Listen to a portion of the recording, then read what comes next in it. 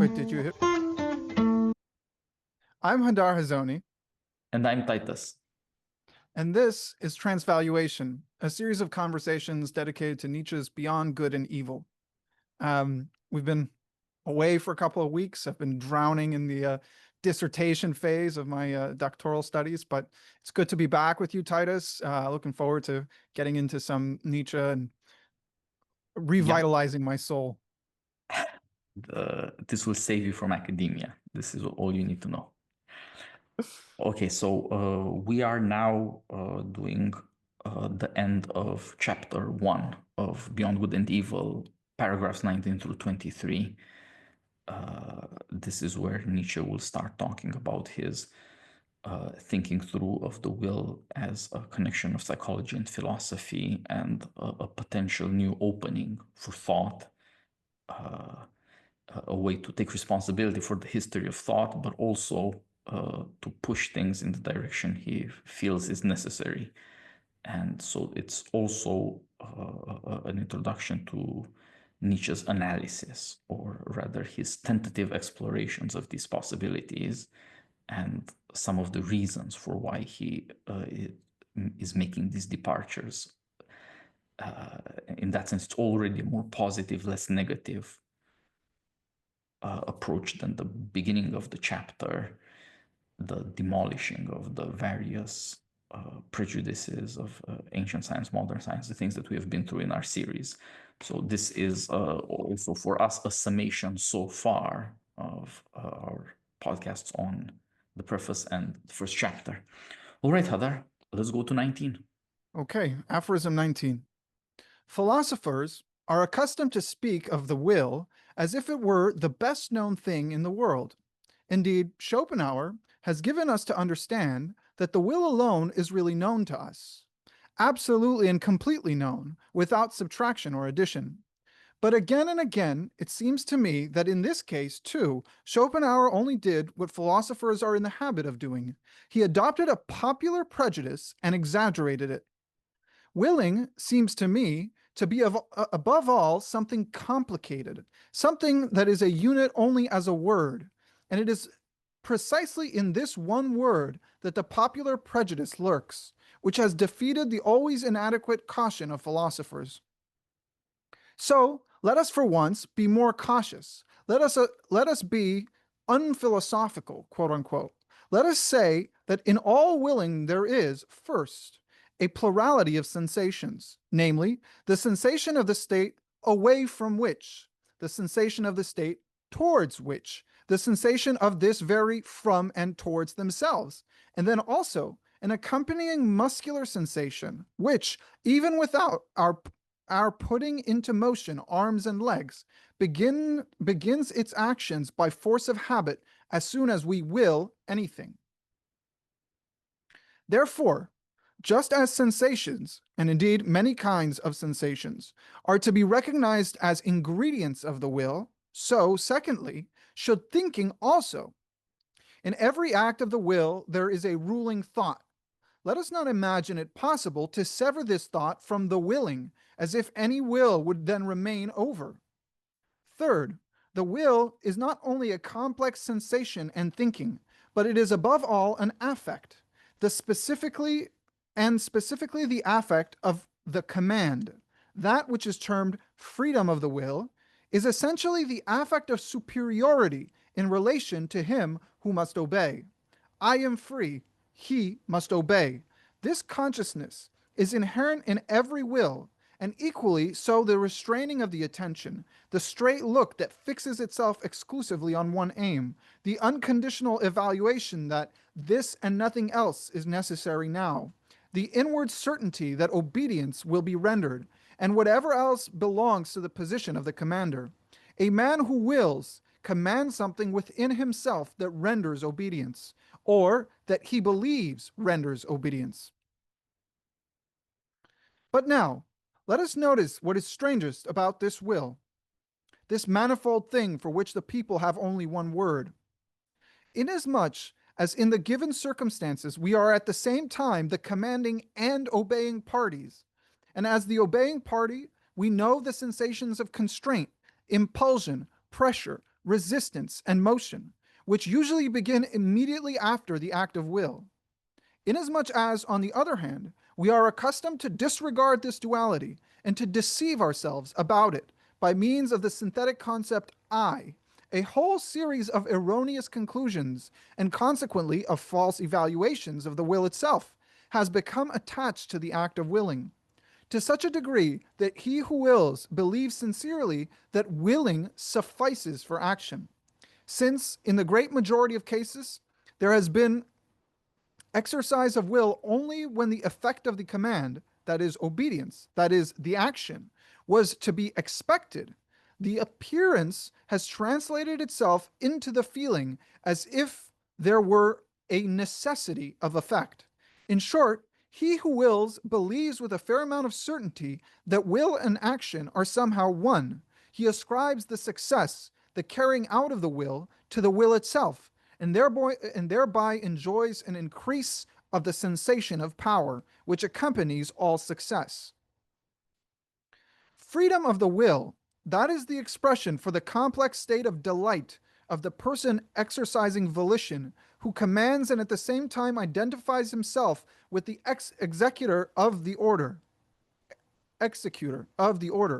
who, as such, enjoys also the triumph of over obstacles, but thinks within himself that it was really his will itself that overcame them. In this way, the person exercising volition adds the feelings of delight of his successful executive instruments, the useful underwills or undersouls. Indeed, our body is but a social structure composed of many souls.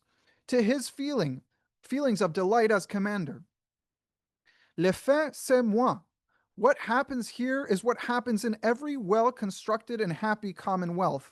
Namely, the governing class identifies itself with the success of the commonwealth. In all willing, it is absolutely a question of commanding and obeying, on the basis, as already said, of a social structure composed of many souls. Hence, a philosopher should claim the right to include willing as such within the sphere of morals, morals being understood as the doctrine of relations of supremacy under which the phenomenon of life comes to be. So the interesting aspect of 19 is that Nietzsche starts from what everyone is by now used to, an explosion, an analysis that destroys the atomism. He rejects I as an error of grammar. Indeed, in a way, will is a grammatical mistake, as though it were one. That unity is exploded into a number of different parts that who knows if they can be put together. But by the end of 19, he reiterates something he had said before, that you should think of this in political terms, as a commonwealth, as a togetherness. There is a certain kind of unity, but it is a unity of disparate parts. And the way in which they go together, presumably to understand that, you'd have to first take away the veil of these grammatical unities, and perhaps even more so, the delusion that gives that grammatical veil its power. That delusion is that willing is simple because I wish to understand myself as a unity, as the will. Now, the will, of course, also has a certain kind of attraction. It was not such an important part, for example, in ancient moral or political thought. If you wish to render will into Greek, that would be boule. And there too, it also has this political meaning, since after all, boule is also rendered as council, i.e. the council that, for example, governs a city. But if you say, turn to Aristotle's Treatise on the Soul, there is not much of a discussion of the will. There is a discussion of perception, discussion of imagination, discussion of cognition or intellect. There's not a treatment of the will. And that's you could say what left an opening for certain modern philosophers to turn in this direction. If one wanted to look at an analysis like paragraph 19 here, or rather aphorism 19, one would have to turn to Spinoza's ethics. There you would get this kind of analysis. But the fact that it is not a classical treatment is one of the attractions, but the other attraction is that you need to give some account of the unity of being human. And this is what the will is supposed to offer, as I suggested when we began this series. Here, for the first time, you see how that might be accomplished. If you look at the first part of the paragraph, when he explains how you could explode the vulgar or the unphilosophical but pretendedly philosophical opinion that the will is one, it is a simple identity of myself, it is direct experience and therefore connection to being. It can achieve A, my awareness of being among the beings, and B, my awareness of my awareness. If you can get those two conditions, you can build an ontology and an epistemology. You can play the modern constructive game on that basis. Subject and object can be grounded. He's against that, but the way he points to things, which again, if you were to read Greek or German, it's more obvious that how important this sort of spatial and other kinds of references that are built into the language by way of prepositions or phrasal verbs, etc. How useful it is to, so to speak, to begin to think at a more primitive level. If you don't just say what you're used to saying, but think about what the words themselves say, then it is more obvious what he means by being unphilosophical in the true sense. Starting with attention to the things that language itself tried to distinguish, and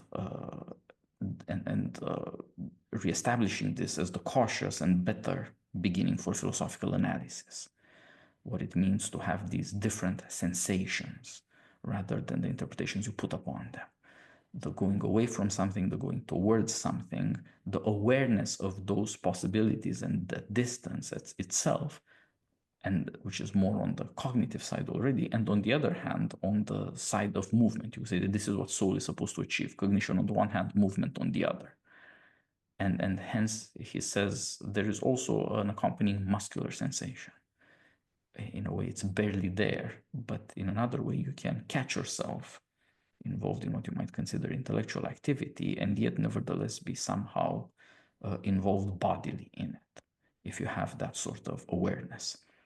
Now, once he does this, he not only shows some of his analysis, but also he points out how important self-knowledge is. You have to think about the language you're using in relation to self-knowledge, but you have to think about what the things that are said are. How you say them, it's more useful in certain languages, is not as important as what it is that you're saying about them. And the point of the going beyond language by care for language is to involve the reader in the analysis. You have to become aware of yourself, to become aware of this complexity. Now, that awareness is some kind of activity.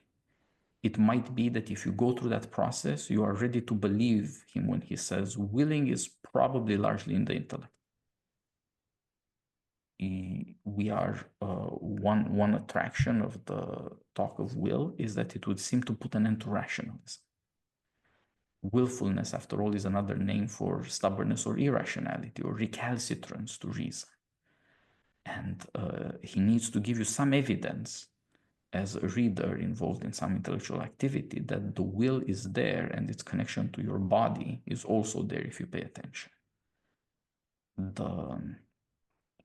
In fact, one could go further to say that people who wish to advertise the will as a way out of the modern quandary are themselves living in an abstraction. They have not undergone this thinking through, trying to refer back to your experience and see yourself. Now, This is not to say that Nietzsche disagrees with what it is that people want to get out of the will, i.e., what he calls the affect of command.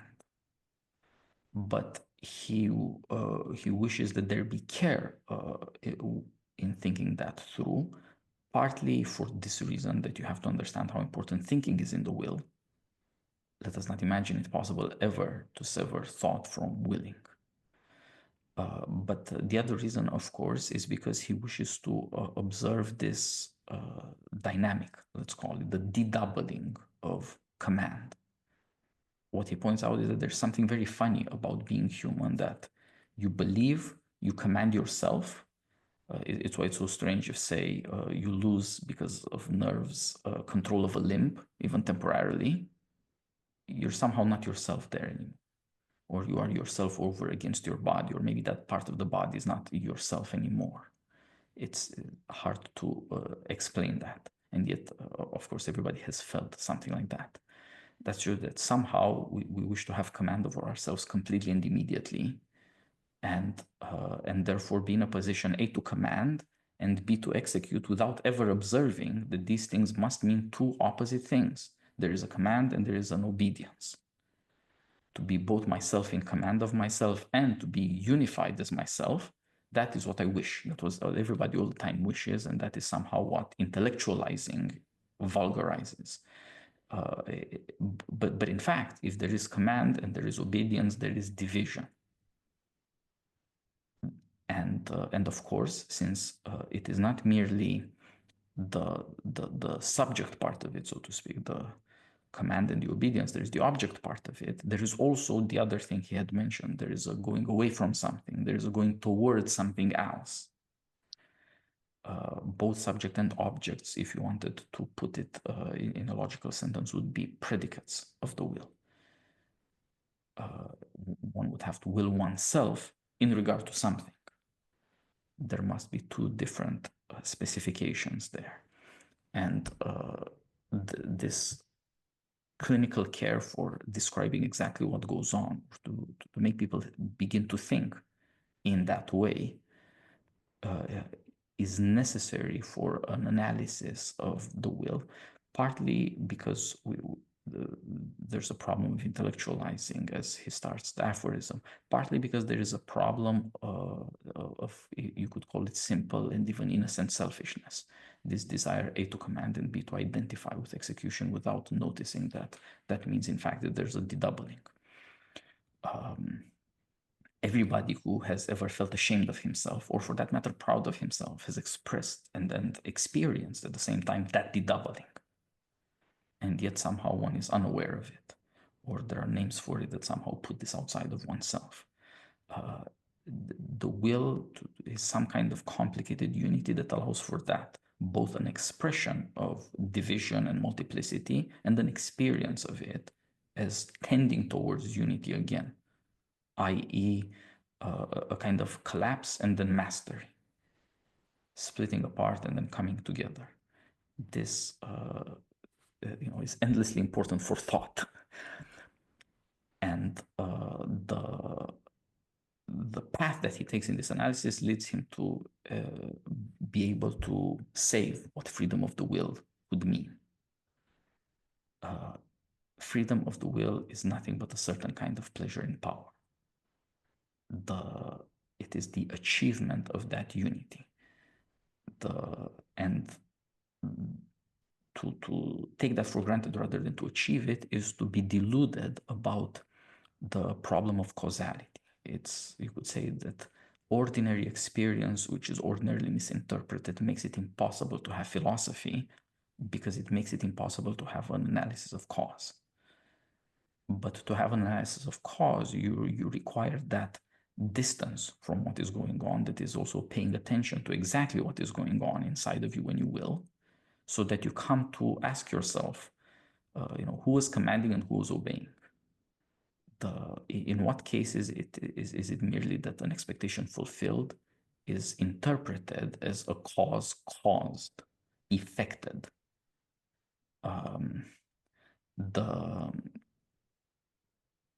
It's understanding cause within human being must somehow be the pattern for thinking about cause in general. Partly you could say it's because we're kids and we have to grow up, and so we come with certain misunderstandings and a certain self-involvement, but that's also where we learn to use our faculties, and our grasp of cause will come from there, our understanding. But another way to look at it has to do with the necessity of self-knowledge. The kid might just be an image, not particularly therefore truthful, but in some way disclosing or leading to this truth that if there is knowledge at all, there is self-knowledge. And therefore there is a need to look at what causation means in relation to human action.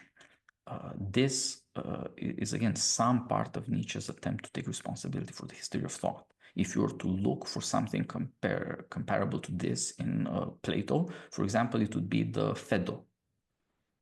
There too, Socrates tries to prove the immortality of the soul, doesn't work for him, and then he turns to an autobiography and to an account of causation in terms of human action and politics.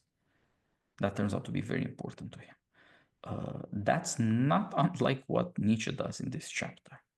He attacks all of these kinds of theories, all of these kinds of posits, these concepts that he identifies, of course, with the doctrine of the immortality of the soul, and forms in themselves the idea of the good, exactly the problems that, of course, Socrates deals with in the Phaedo, and like Socrates in the Phaedo comes to be unsatisfied with these things and turn around to attempt to understand cause in terms of human action, i.e. to give an account of the soul. And of course, this first chapter of Beyond Good and Evil turns around to a doctrine of the soul, or to proclaim the need for a doctrine of the soul, philosophic psychology, but a new one. So that I think is a way to begin to look at how serious his concern is, and how the analysis he provides, although it is tentative, sketches out every stage of the problem, and betrays this deep awareness of the fact that this is the fundamental problem in philosophy. I like how you trace that he begins with a disrupting the unity of the soul or the will, and then over across this arc of the argumentation, he leads us to a new perspective on how human beings are unified, or what unifies us. And in that beginning motion, that first step that he does, this is in fact that a reference to that first aphorism that we read about the Sphinx, right? Because so far we've been discussing the will to truth, the will of philosophers, the will to philosophize. And now finally, we're turning it around and saying, well, what is this will? Right? Now we're asking the Sphinx the questions. How does this will work? And it turns out it's not as simple as it seems. We spend most of our life walking around and we think that we are making our own decisions, that we are willing our own actions. It's a shorthand of the mind. I wouldn't even say it's an assumption, it's a pre-assumption. It's axiomatic, right?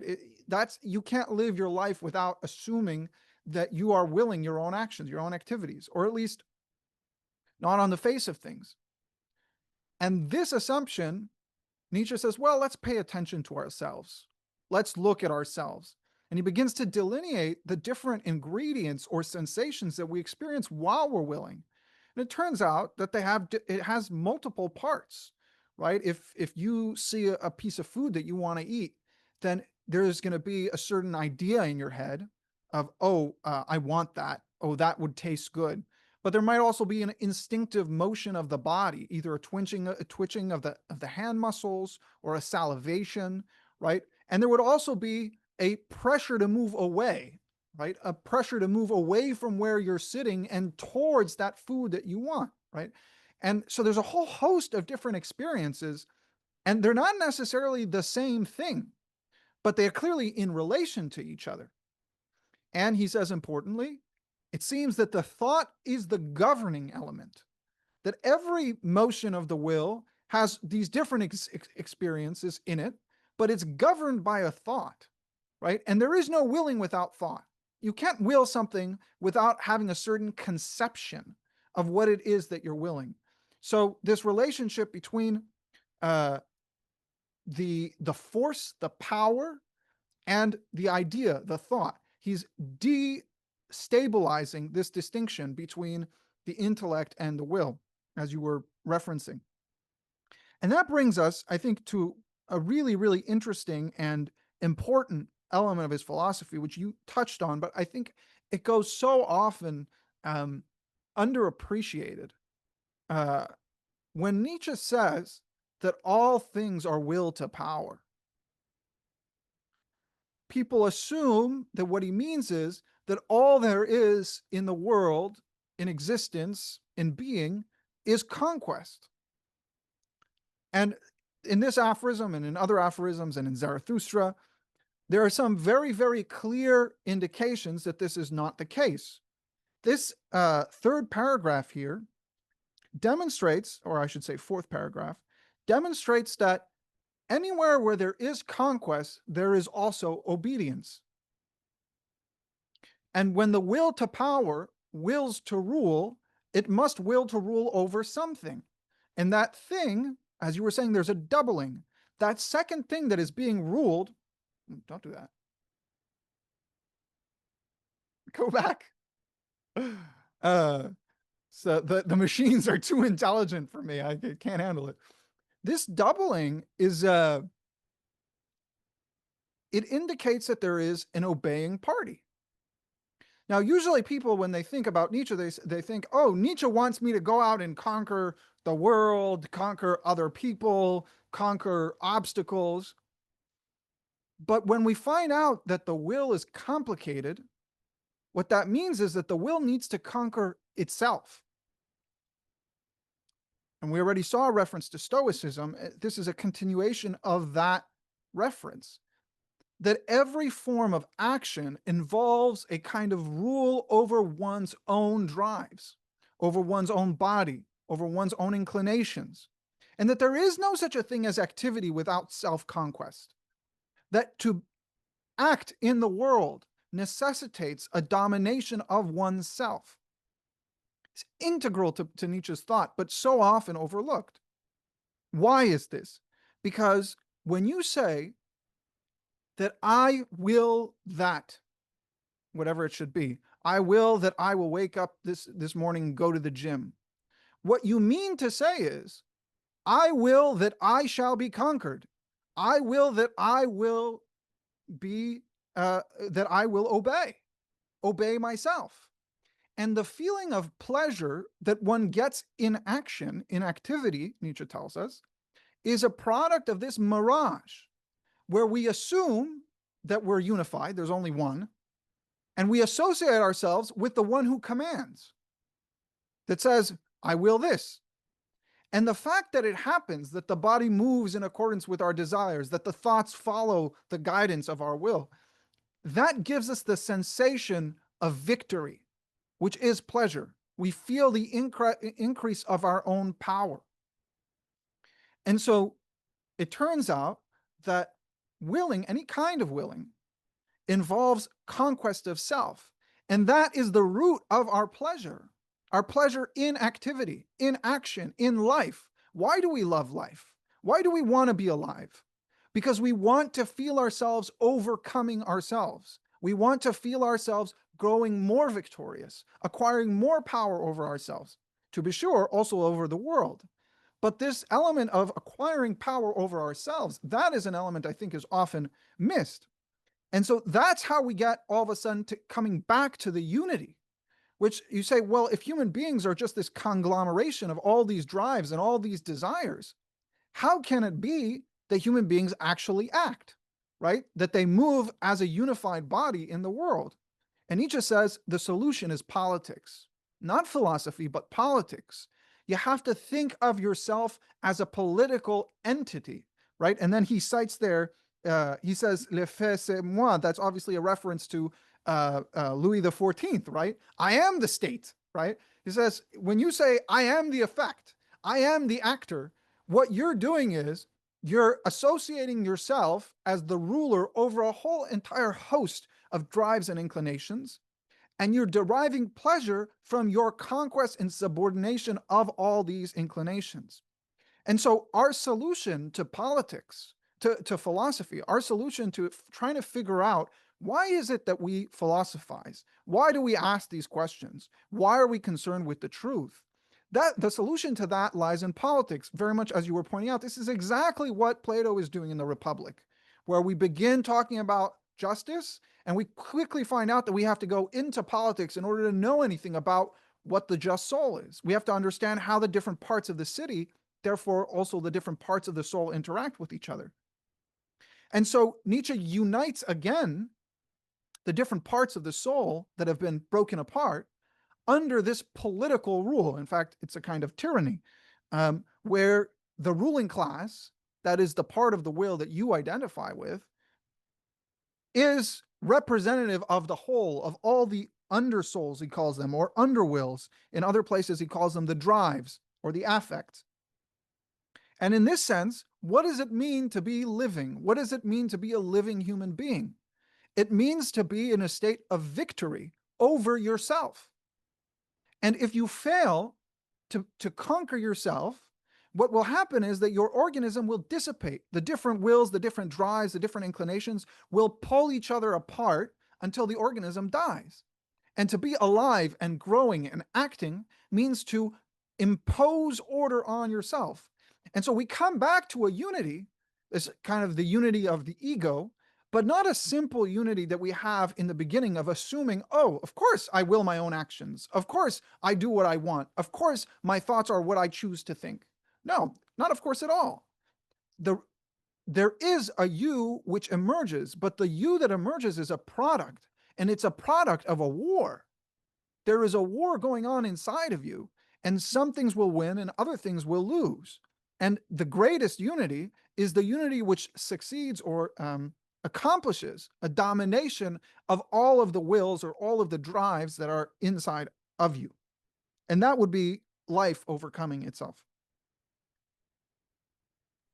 The oddity here is, his opposition to Schopenhauer. Schopenhauer seems to follow a path of modern philosophy, to promise everybody that you're a will and you're a will and everybody's a will. Everybody can get into direct contact with being.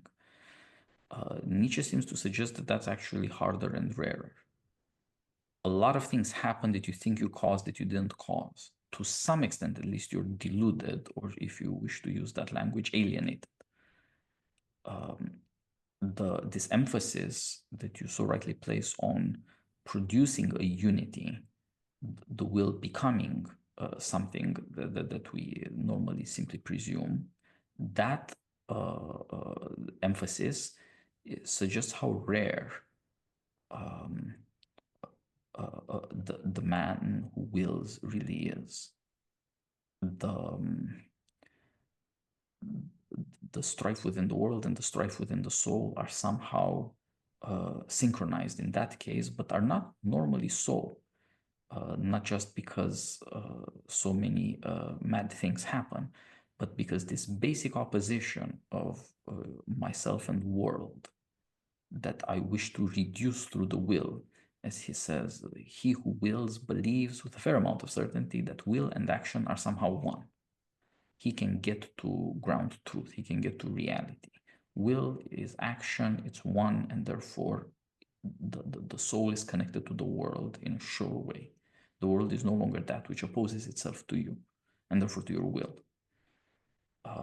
But if you see that there is as much complexity in the human soul as there is in the world, figuring out some kind of synchronicity is much, much harder. And it becomes more plausible to say that it's a matter of self-conquest, of self-overcoming, that, so to speak, in any recognizable man, you would also see the scars of battles, of spiritual battles that led to him becoming that way. There will always be a thought in every will, and there's some kind of way in which that determines things that can account for the fact that people who are recognizably themselves, not, so to speak, interchangeable with anybody else, are they come in certain varieties. so to speak, different thoughts, different wills accrued into a certain kind of unity.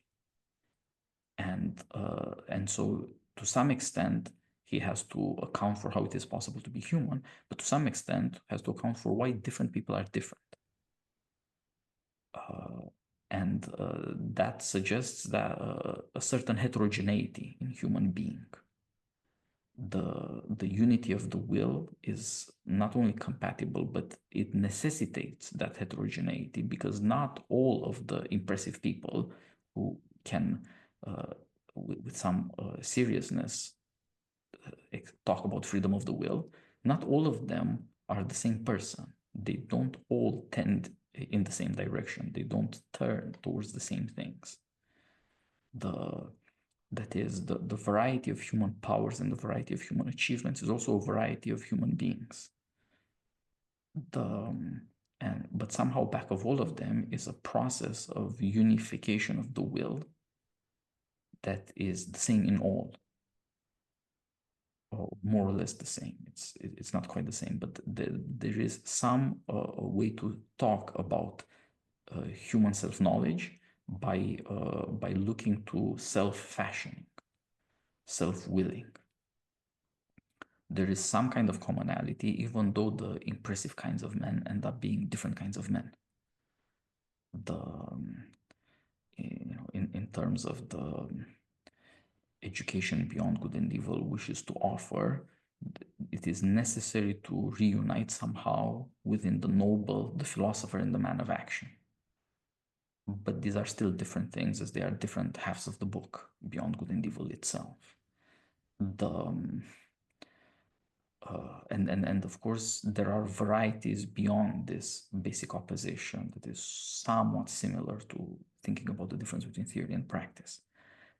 But this variety of human beings must always be kept in mind. With some people you can recognize there is a man. There's somehow he makes sense as a whole. He's not, that is to say, at odds with himself. He's not torn against himself. He's not, as you're suggesting, about the inevitabilities of weakness being torn apart by different drives pulling in different directions. He has achieved some kind of unity. And yet part of what makes it memorable is that he's unlike others who have also achieved that. That variety of human experience must also somehow be protected. And as much as the scientific analysis of will is supposed to finally prepare a scientific study, a real philosophy, so also it's supposed to save human beings from, or these people who want that unity of the will and can achieve it, save them from the mutilation of a certain kind of abstract thought that wipes out the differences between being different human beings. Of course, more on that will come later. Yeah, of course, that's what Kant does, right? When he talks about the will in the groundwork, it ends up being this kind of homogenizing. The instincts are different, but the will is unified for everybody. And definitely Nietzsche is moving away from that. Okay, number 20. The individual philosophical concepts are not anything capricious or autonomously evolving, but grow up in connection and relationship with each other. That, however suddenly and arbitrarily they seem to appear in the history of thought, they nevertheless belong just as much to a system as all the members of a fauna or a continent, is betrayed in the end also by the fact that the most diverse philosophers keep filling in a definite fundamental scheme of possible philosophies. Under an invisible spell, they always revolve once more in the same orbit. However independent of each other they may feel themselves with their critical or systematic wills, something within them leads them, something impels them in a definite order, one after the other, to wit, the innate systematic structure and relationship of their concepts. Their thinking is, in fact, far less a discovery than a recognition, a remembering, a return and a homecoming to a remote, primordial, and inclusive household of the soul, out of which those concepts grew originally. Philosophizing is to this extent a kind of atavism of the highest order. The strange family resemblance of all Indian, Greek, and German philosophizing is explained easily enough. Where there is affinity of languages, it cannot fail, owing to the common philosophy of grammar, I mean, owing to the unconscious domination and guidance by similar grammatical functions, that everything is prepared at the outset for a similar development and sequence of philosophical systems. Just as the way seems barred against certain other possibilities of world interpretation. It is highly probable that philosophers within the domain of the Ural-Altic languages, where the concept of the subject is least developed, look otherwise into the world, and will be found on paths of thought different from those of the Indo-Germanic peoples and the Muslims. The spell of certain grammatical functions is ultimately also the spell of physiological valuations and racial conditions, so much by way of rejecting Locke's superficiality regarding the origin of ideas.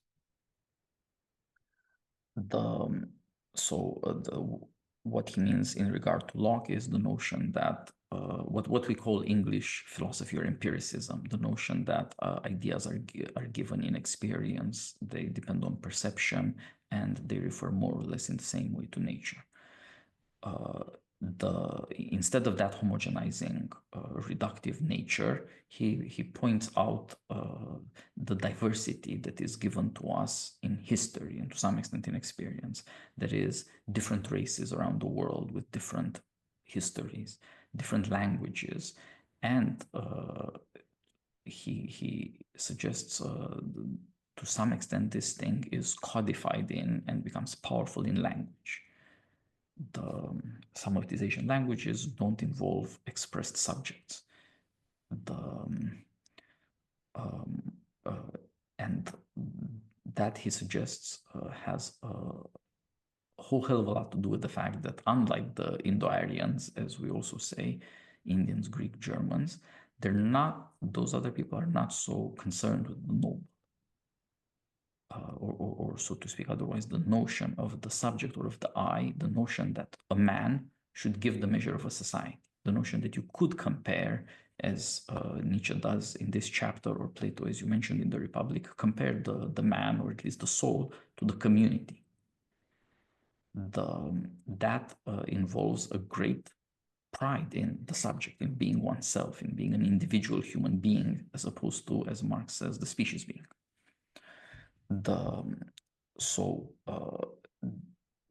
It's this example, the variety of human thought in relation to language and race and history is somewhat of an explanation for why the example he had given at the beginning of 20 is the fauna of a continent. Somehow it's all connected. It is what we now call an ecosystem. So also continental thought, so to speak, that too is an ecosystem.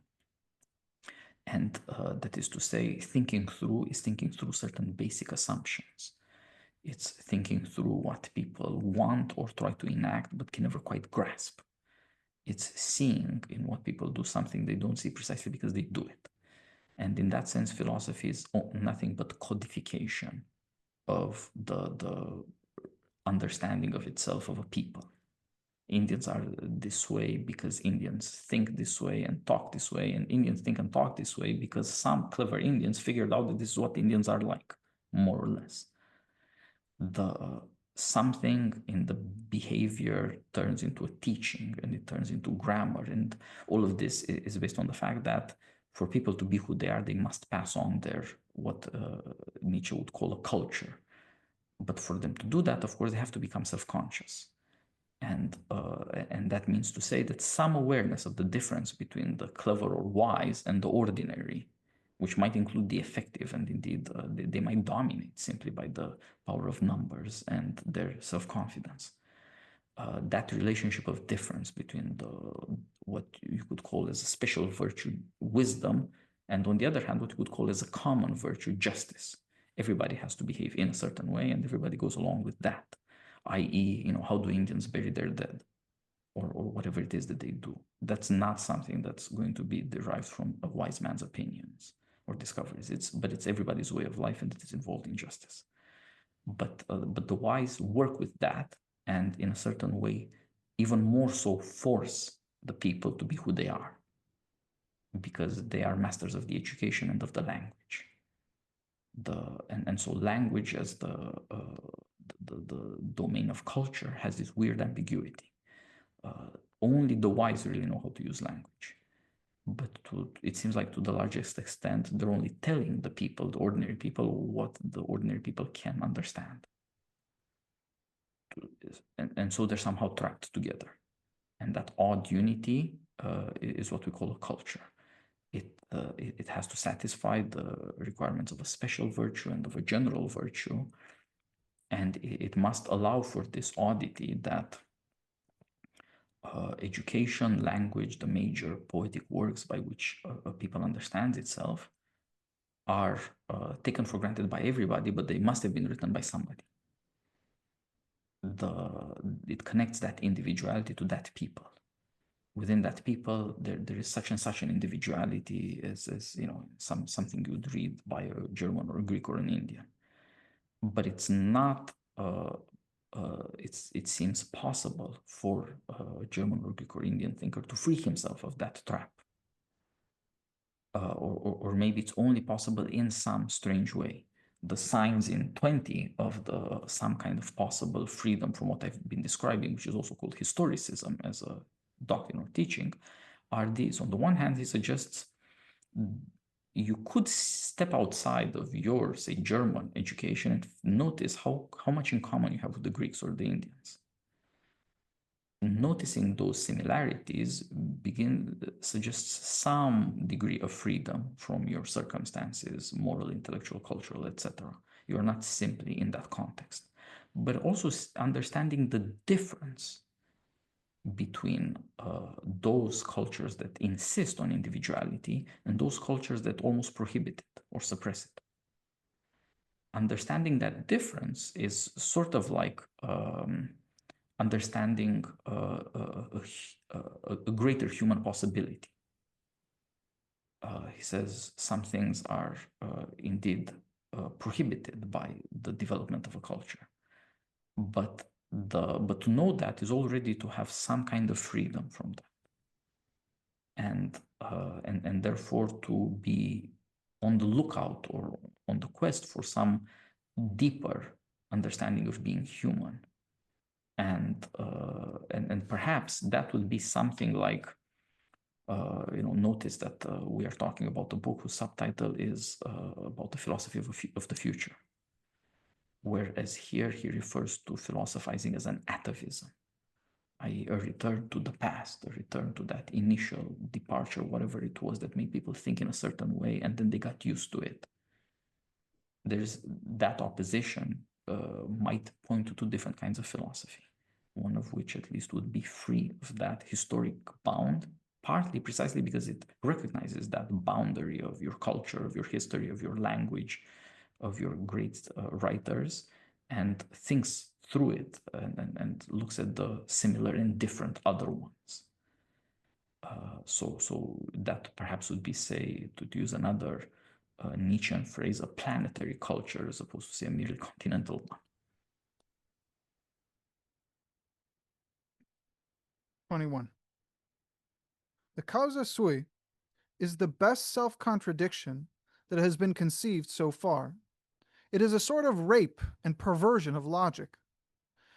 But the extravagant pride of man has managed to entangle itself profoundly and frightfully with just this nonsense.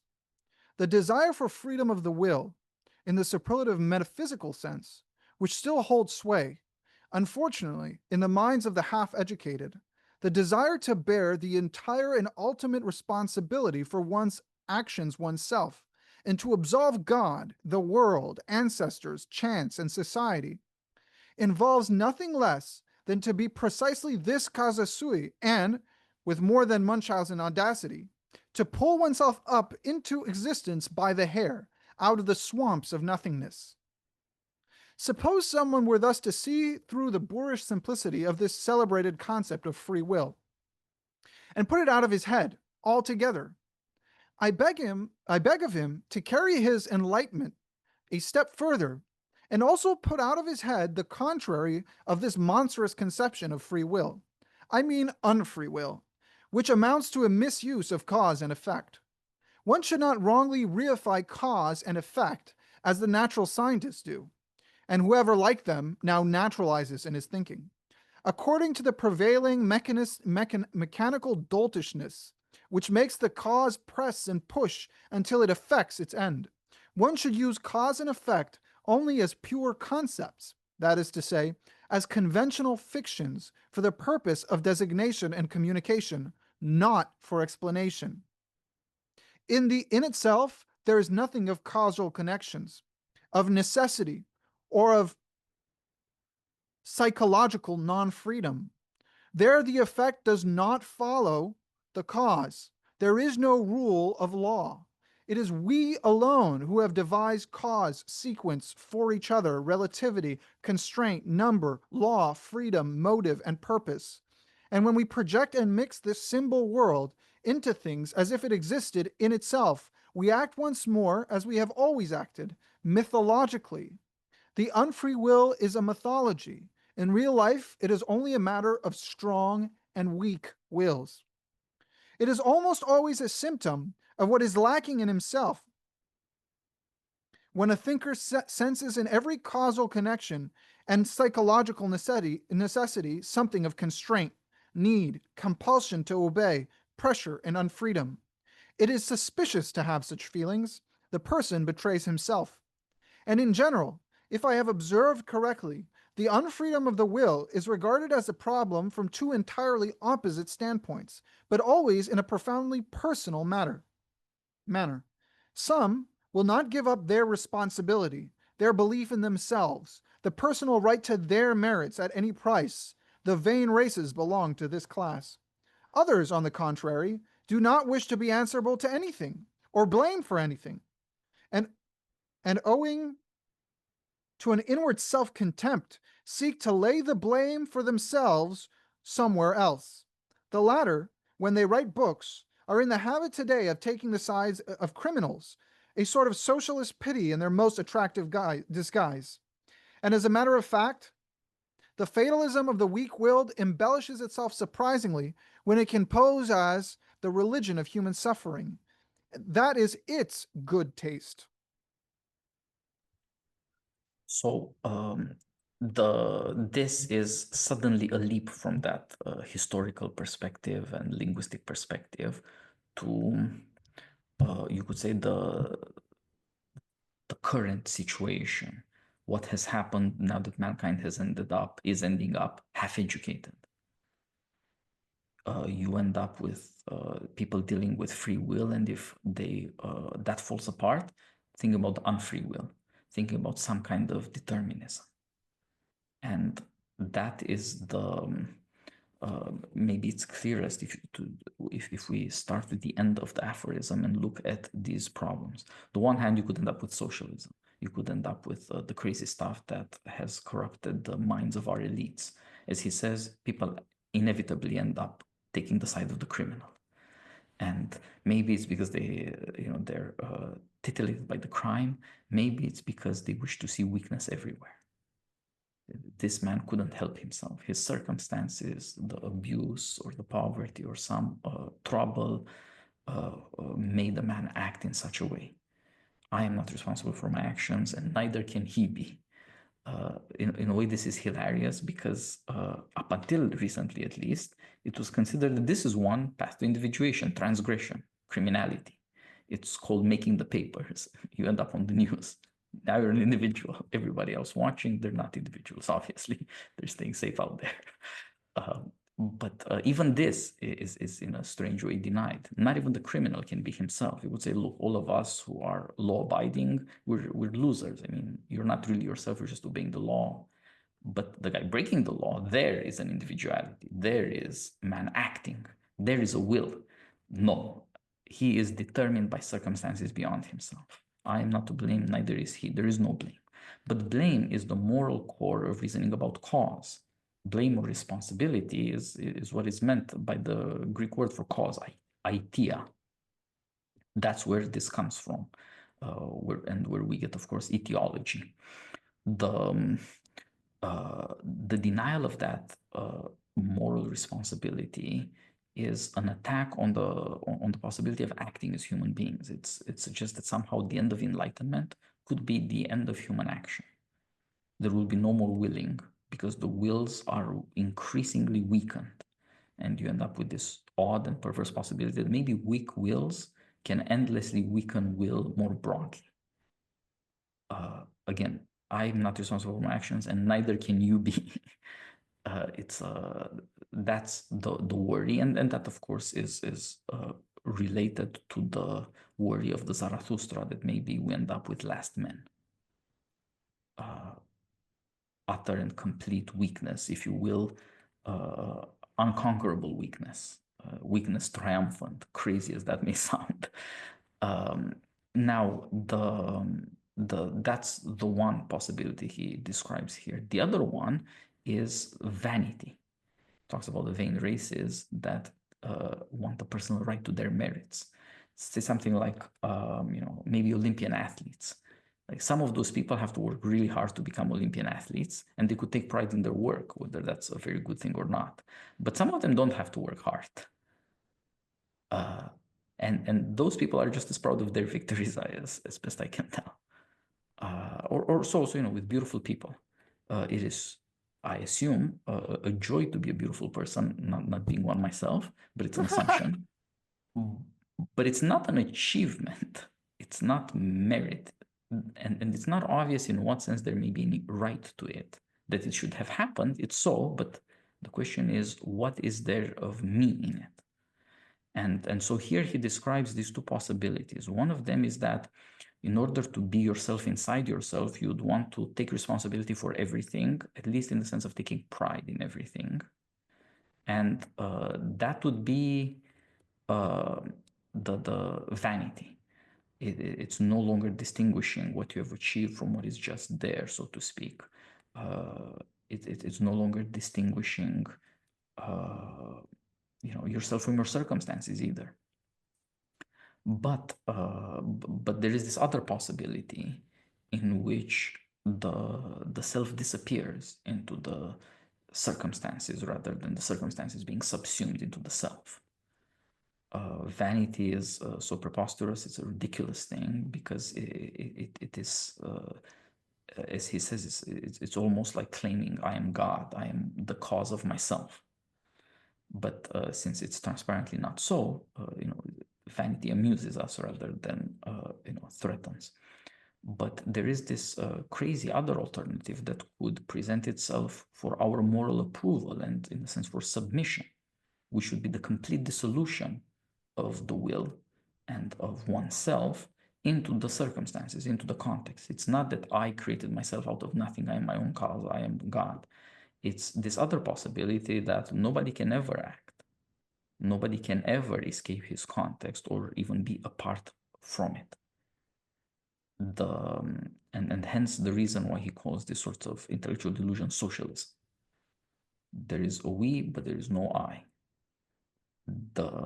And of course, that is the major trend of modern thought, reducing things to context, reducing things to circumstances, reducing things to their conditions. A dissolution of being that does not have the character of an analysis, but instead it is mere self-destruction. This is what he means by half-educated. The oddity is that this is now done in the name of reason. It is part of the use of reason, not merely of morality, to notice that such and such a criminal, for example, is a poor person as opposed to a rich person, that he was hurt rather than being hale and hearty, all of these things, and reasoning about the effects of these things. That's some account of what causes what. But the weirdness of it is that it ends up denying that the human being is even there.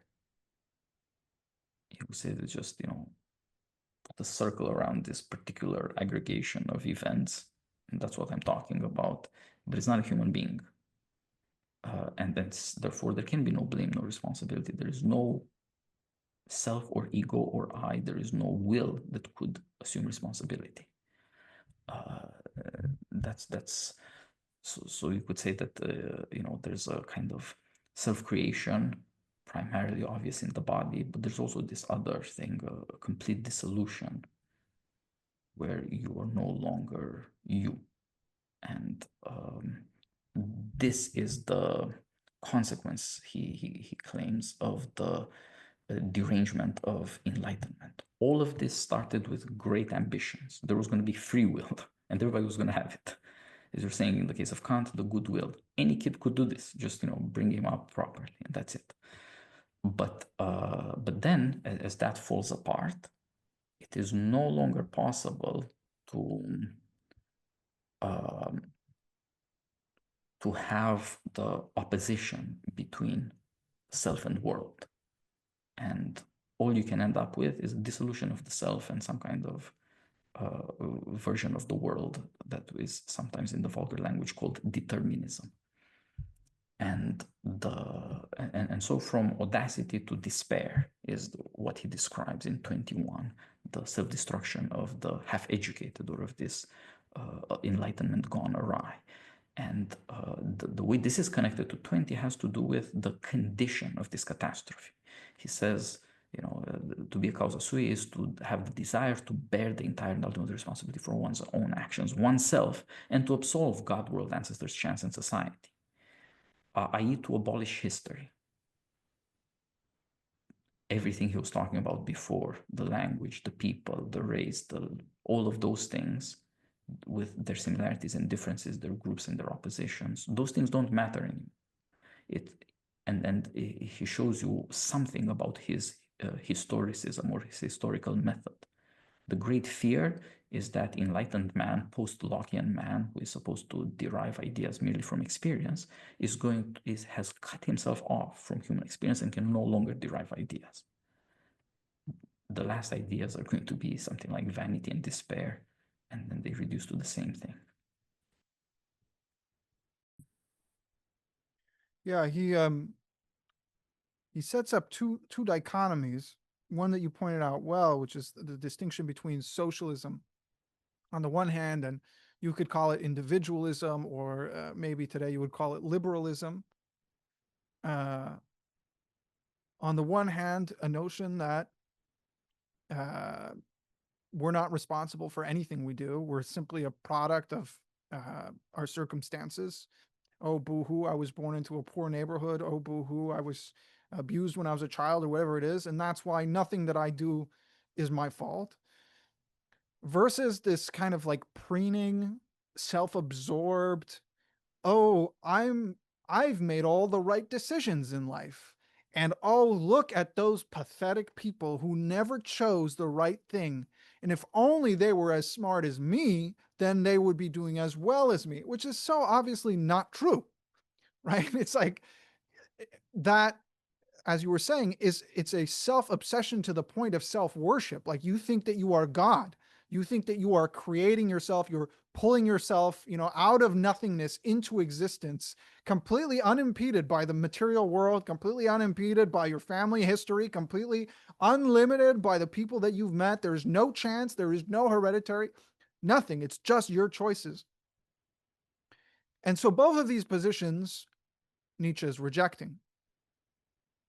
And at the same time, he is also rejecting the unfree will, which corresponds with socialism, and the freedom of the will, which corresponds with liberalism. And he says both of these things are illusions. They're illusions that result from the interpretation of the world as a mechanism of causes and effects. If you walk around looking at the world and thinking that the world is a result of causes and effects, objects pushing on other objects, then you ask yourself, am I the cause or am I the effect? If you are the cause, then you must be, like Kant says, this magical ghost, a soul, a spirit, a will, and it comes down and it takes over a body and it starts controlling that body and making it do things that are completely devoid and unrelated to the context in which that body is associated. Or if you're a materialist and you say, no, there is no soul, there is no spirit, there is no ghost in the machine, it's just the body, then you are a determinist. You're a materialist determinist like Marx. And then you say everything is a result of mechanical motions of matter. And there's matter pushing on matter. I'm matter. And so I'm being pushed by other matter. And everything I do is unfree. The mistake here is not to believe in free will or to not believe in free will. The mistake is to begin your interpretation of the world as if cause and effect are essential to reality in some way. And this is fundamental to Nietzsche's thought. He repeats it in Daybreak, in Beyond Good and Evil, in Gay Science. Cause and effect are words. They're modes of interpretation. They're ways in which our brain explains to itself what it's experiencing in the world.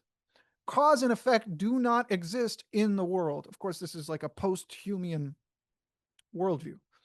And what that means is that inside the world itself, independent of us, if there is such a world, there are no such things as cause and effect. There are not objects pushing onto different objects. There isn't a material world which is being neither taken over by a ghost and driven around as if it's a robot, and also it is not forcing itself, conforming itself, controlling itself. You are neither free and you are also not imprisoned, because you, along with everything else, simply are. Things are what they are. They're not forced to be what they are, but they are also nothing other than they are, and they could not have been anything other than what they are.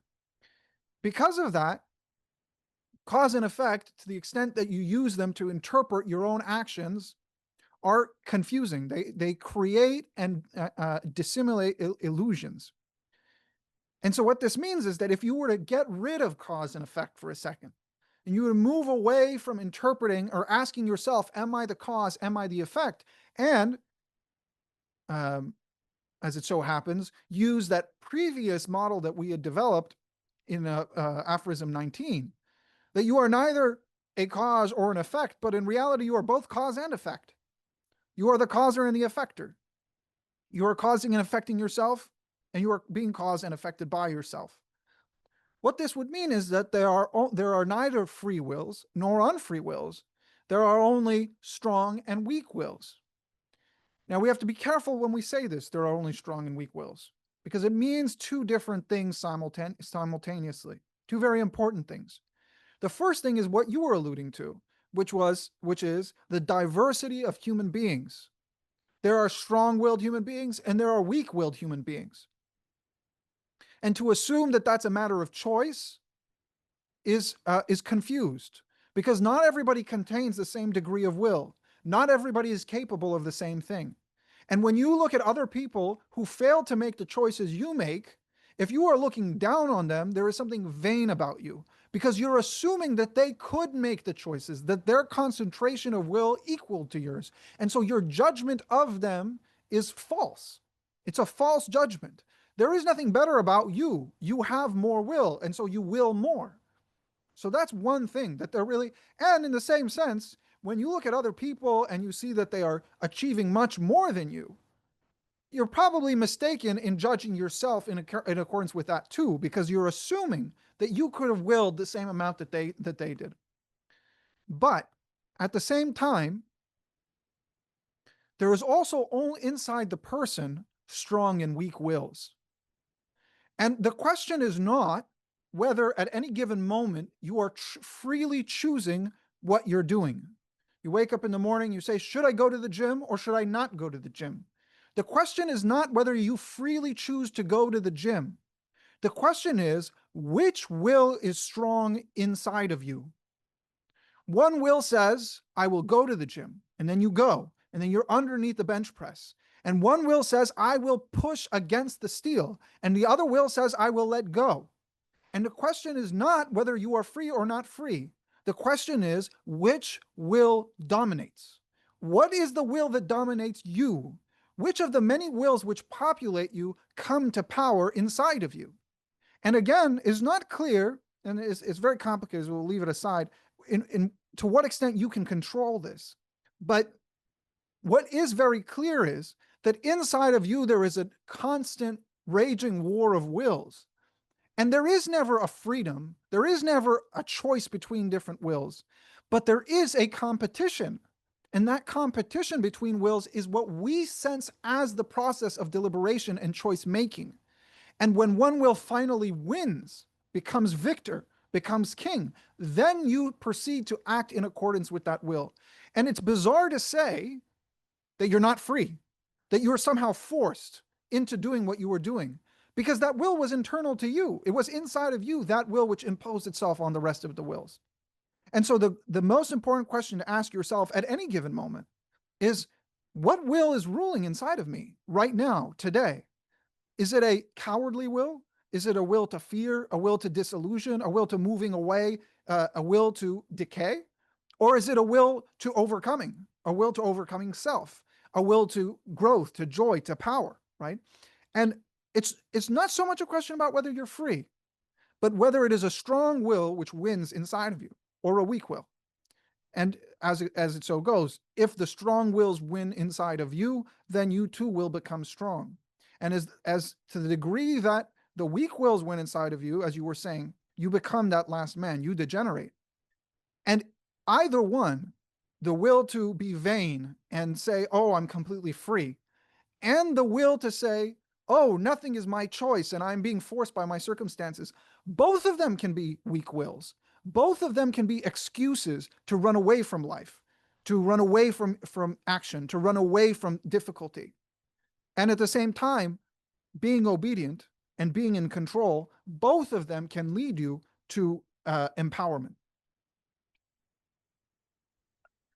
So the will involves two different kinds of issues. One of them is what is it? One of them is how do I become stronger willed? And as you're saying, these things aren't connected in the way one would want them to be. Study the will, master the will, and then you will have the method for overcoming. That's a slightly less vulgar interpretation of what will to power must mean, but it's not that different.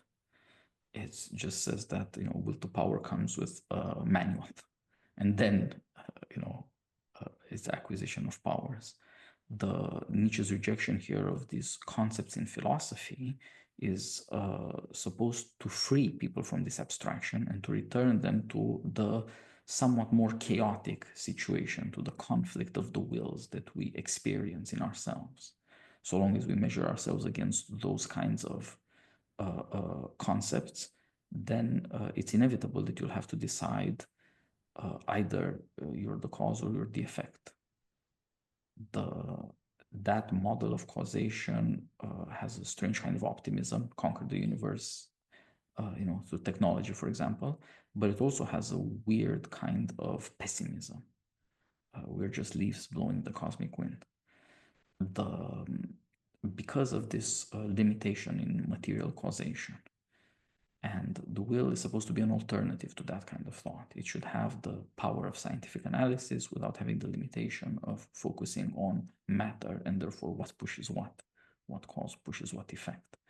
But it leads us to this problem. You must begin to think about the possible unity of will, the conflict of wills within oneself, and so to speak, you are what you are because you experience these things.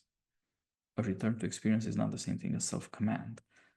It brings up the problem of self-command. It might not offer the solution of self-command. Above all, this seems fairly obvious in Nietzsche. If strength of will is the defining character of any admirable human being, anybody noble, it's not available to most people most of the time. And there is the revolution against, as you're saying, liberalism and socialism, kind of free will individualism and unfree will communism. Some wills are stronger. There are different natures out there, and they don't all face the same kinds of difficulties, and they don't all have the same kinds of powers or achievements. And so in some cases, understanding and the power to act are connected. In some cases they're not. The oddity that he points to is that it is now possible, it is in some cases possible, and it's now apparently worse than ever the case that people could come up with a kind of teaching, and with a kind of spreading of that teaching, there's some kind of intellectual will that nevertheless annihilates being human in this way, reducing man to matter and at the same time claiming a certain kind of power of self-causation.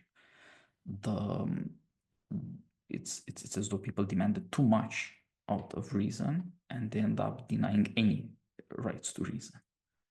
It's either you are free from all of those historical things that he mentions, or you're simply determined by whatever happens. You are everything or nothing, if you want to put it ontologically. That's the thing that worries him. And as you say, the contribution that he makes negatively, saying, notice the craziness of this theorizing and return to the more conflictual and somewhat chaotic experience, and then analyze that. Don't let words run your thought for you, because you will end up always in the same problem, which again, he suggests comes from our way of thinking. We stress individuality. The individual must end up giving an account of himself. We have princes and prophets, we have philosophers, we have these kinds of people who are supposed to give an account of being human. Humanity is on your shoulders. And should you fail, it can be a tragic hero or something. It can all end very badly. But even that implies this predilection for individuality. And that creates the strange drama that everybody else must somehow imitate that. Everybody else must follow that way. And therefore create some kind of spurious equality. You can read Locke or Hume, or if you can't, somebody maybe can explain it to you, dumb it down to you. We have popularization, enlightenment. And then you will be able to follow that teaching. The teaching is useful partly because it can be dumbed down. And then people are in this trap where they're neither dealing with their experience nor are they undergoing an education. They're in a halfway house, this fate of the half-educated, where why do you have to be educated? Because as an individual, you're responsible for mankind, for being human somehow. But can you be educated, and are you being educated? Well, maybe not. The results, as we can look around, are for the weak-willed, disheartening. Otherwise, maybe they're just funny.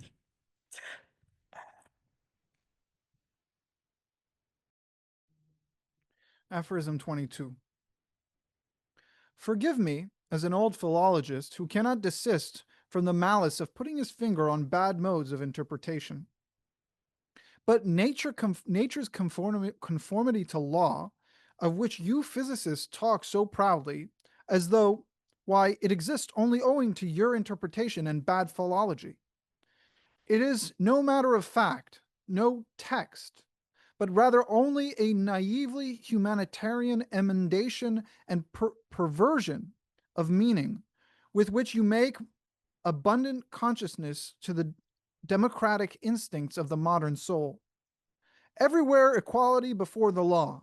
Nature is no different in that respect, no better off than we are. This is a fine instance of ulterior motivation, in which the plebeian antagonism to everything privileged and autocratic, as well as a second and more refined atheism, are disguised once more, neither gods nor masters. That is what you too want, and therefore cheers for the law of nature. Is it not so? But as said above, that is interpretation, not text. And somebody might come along who, with opposite intentions and modes of interpretation, could read out of the same nature and with regard to the same phenomena, rather the tyrannically inconsiderate and relentless enforcement of claims of power. An interpreter who would picture the unexceptional and unconditional aspects of all will to power so vividly that almost every word, even the word tyranny itself, would eventually seem unsuitable, or a weakening and attenuating metaphor, being too human. But he might, nevertheless, end by asserting the same about this world as you do, namely, that it has a necessary and calculable course, not because laws obtain to it, but because they are absolutely lacking, and every power draws its ultimate consequence at every moment, supposing that this also is only interpretation. And you will be eager enough to make this objection. Well, so much the better. So you could say that this is the ultimate step of his attack on the combination of materialist physics and socialism in modern thought. I point out there's something weirdly humanitarian about the laws of nature. It encourages people to think that everybody's the same because the laws of nature apply homogeneously throughout the universe. All things are the results of the same forces and come out to the same thing. And that is supposed to either that allegation is to fact or the allegation itself or both. Since we can all know this, we can all know Newtonian physics, for example, or something like that, we're all the same. That is a vision of nature that is homogenizing and reductive. And this is what he rejects. Now, here he shows something about his method, at least tentatively or for the sake of argument. He accepts the character of modern science, but he says this could all be interpreted the other way around. This could all be interpreted as power. It wouldn't have to be law. It wouldn't have to have the character of homogenization either. It could be conflict. You could get to the same result.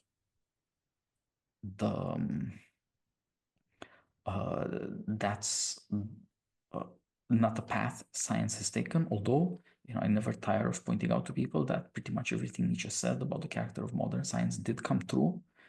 His attack on atomism and his insistence on forces and all of this stuff. It's what people have been doing for at least 100 years. In this too, he was right. But on the other hand, thought of rethinking science and rejecting the homogenization hypothesis, that has not been accepted. And this seems to have to do with the difficulty of squaring the twin imperatives of science. It's not enough to look at the universe. At some level, you're asking yourself, what's in it for me? And as the kind of slavish socialism can be moralized to be the religion of human suffering, you have to put every ounce of possible effort into finding somebody somewhere who's crying and, put away his tears. So also in this case, the question about in what way is knowledge good, instead of being what is it good for me, turns out to mean how is it good for mankind, by reassuring us of this lawful character of the universe and its homogeneous character, and therefore our universal equality. One law for the whole universe, one law for all of us, equality. That is a secret moralism within modern science that people cannot face up to. And so he suggests maybe it would be better to think about it differently. Is that also just another interpretation? I'm giving you my conflict of powers, active everywhere, stronger than any tyranny interpretation to counter your effete, emasculated, lawful process interpretation. So much the better. That is, once it becomes questionable, once it becomes obvious that there is always this other thing hanging behind every question of knowledge, which is the question of the goodness of knowledge. Or as they put in the vernacular, what's in it for me? And indeed, what's in it for mankind? Once those things come out, there must be a conflict of views. It is no longer possible to accept the account of enlightenment that has led to this catastrophe. Now, it doesn't prove that much, but it begins to show the way to the proof. As he says, think about autocratic. That means power over oneself. It means the will to power is a way for human beings to take responsibility for being human, and in some way to take responsibility for being as such. And at least at first sight, it shows itself as the opposite of what has become common in modern thought.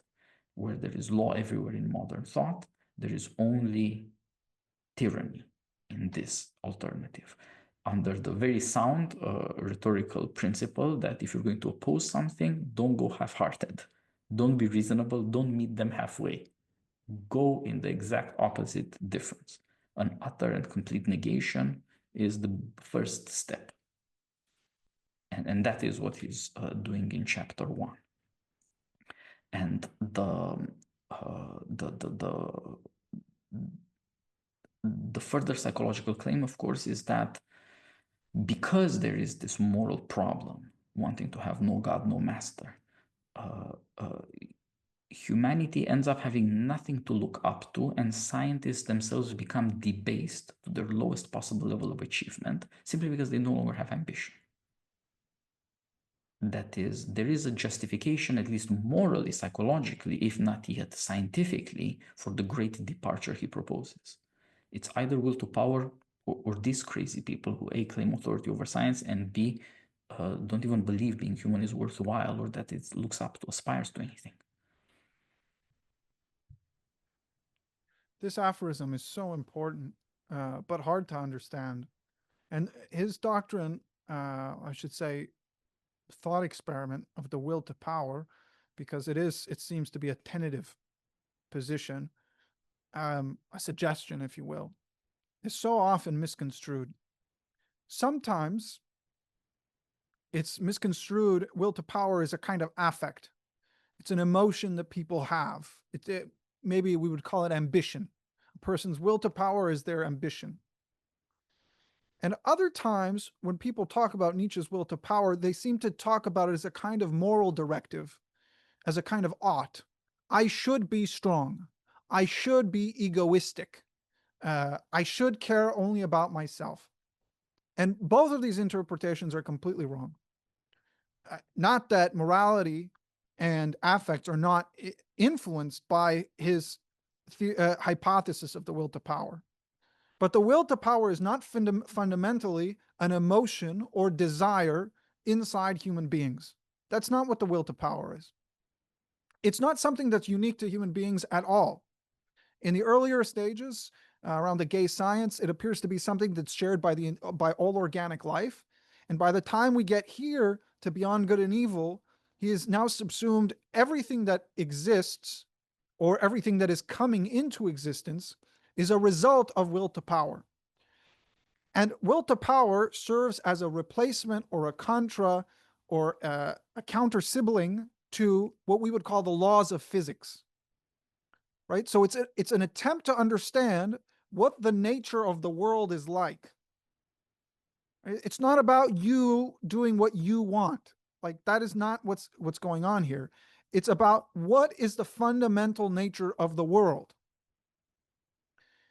And usually, modern human beings think of the world as a set of patterns, or we call them legalities or laws. This comes from a biblical tradition of seeing that the world was created, must have come from somewhere, so it was created by a creator. That creator gave laws or created a shape or a pattern for the world, and now the world is following that shape and pattern endlessly. Actually, the term laws of nature comes from the Bible. In the medieval and early modern conception, this idea of power and law, they were wedded together in the theistic perspective. Oh, here we go again. Is there a law that stops the camera from zooming into my face every 20 minutes? Right? So in the Kabbalistic view, right, there is first will, that is the one will, God's will, and then there is the laws which emanate from the will, right? This is also true in the medieval perspective. In early modernity, let's say early modernity, development of science, and the moving away from a theistic perspective of the world, this point of will was cut off from the laws, removed. So the thing that was willing the laws was gone. And now we were left simply with the laws of nature, which is still basically how most human beings think about the world, whether they are religious or not. And that perspective says something like, the world has a skeleton. It's an invisible skeleton, but it does not move and it never changes. And it's spinning around in circles for eternity. and it decides everything that happens. And everything that happens has to happen in accordance with this skeleton. And this skeleton, this law, this legality, this norm, this pattern, it is consistent in all times and places. It never changes. And it cannot be other than itself. It is being forced by something. Of course, this conception is a bit strange if you don't believe in God, because what do you mean it's being forced by something? What's doing the forcing? Laws must be legislated. In order to exist, they must be enforced. But okay, we'll set that question aside. And so this regularity of nature, that you go out into the world and the sun rises every day. When you push your hand against the table, your hands don't come through the particles to the other side. When you drop things, they go to the ground because of gravity. People think that happens because of laws, because of a certain regularity, right, which is the same in all places. And Nietzsche says this instinct to regularize, to homogenize, to say that there is a certain consistency, that's a prejudice. We can think about nature differently if we wanted. What if, and bear with me here, Nietzsche says, consider it. What if there was no laws at all? That everything we experience happens as we experience it, but it's not happening because of laws. It's happening because of something else. What would that thing be? If there was one thing that explained everything that happens to us and its consistency, but it was not regularity, it was not laws, Nietzsche says it would be force. That there is an intersection of forces that are coming together to result in precisely the thing that we are experiencing. And in this sense, it's just as necessary as a legalistic view of nature, right? Viewing nature as will, viewing the world as will to power, does not mean, as some people assume it means, that we can simply will whatever we want because it's all will to power. So I can just will the reality to be differently. What it means is that things have to be exactly as they are because the intersection of forces are we could say wanting or willing themselves to be the way that they are. And so we would see that same consistency in nature. We could see the same patterns of bodies, motions around orbiting around each other in space. We could see the same proliferation of genuses in the organic world. We would see the same processes of gestation, consumption. We would see the growth and decay of human beings. We would see the development of cultures. We would see the development of religions. And all these things would be the result of an intersection of forces. Here Nietzsche is following, in certain senses, what Hegel is doing in the end of the genealogy of morals. Viewing the world as, not in the sorry about that, of the phenomenology of spirit. Viewing the world as an intersection of force. And the most important thing about the intersection of force is that forces are a single category, meaning when a force pushes against something else, it's not pushing against an object, it's pushing against another force. And so what happens is that you get this pushing and pulling, this combat of the world, this competition of wills, but the world remains completely unified in a single category, and that category is will. That's what the word power is doing here. It allows for this competition of forces in nature, while still nature remains utterly unified as a set of forces. There is nothing else. There is no material world that the forces are acting upon. There isn't a consciousness which decided that the forces are going to act upon each other. There isn't a law which decides that the forces have to move in a particular regularity.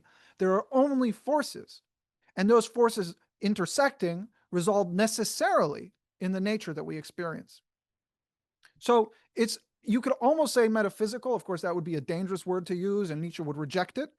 But the will to power is an attempt to understand what nature is. And is very far from being a kind of, you hear this thrown around all the time as a kind of moral injunction to be an egoist. In fact, Nietzsche was profoundly against egoism, but that's a conversation for another day. Yeah, with respect to morality, will to power is not something like grab a gun and start robbing, raping, and killing, because crime pays. That's the reference is not to that. It's as he has been showing in these aphorisms, and you so beautifully put it. It's a matter of seeing yourself as a conflict that requires going through, and some kind of self-overcoming is necessary. That is to say, it's understanding will and power as somehow the same thing. Will to power is not will that is going somewhere to get this other thing that is a part, which is power. It's not towards it. It's self-understanding. But it must have the character of preserving wholeness. Nietzsche is for a modern science of forces, but he's against the nihilism of modern science. Modern science cannot account for wholes. Why is any being the being that it is? Or in fact, even allowing that there are beings. The doctrine of will is supposed to make it possible to think again about wholes. And part of that means sacrificing some of the certainty we at least thought we had, and insisting on the willing aspect, that these things don't simply happen perfectly, and therefore they have more the character of will than of law. This is, it's given in human experience that the stars in the sky look always the same, the sun moves in the same pattern, and there are all of these regularities out there, but human things don't have that character. Human things are more obviously willful. And hence the opposition between something cosmic in character that is also reliable, and on the other hand, human beings who can only be relied upon under the compulsion of law. Law gives to human beings some of the regularity that the cosmos simply has. And if you plant seeds, the trees will grow. It's just there. You don't need to legislate agriculture. It's just done. But human things have this strange fickleness.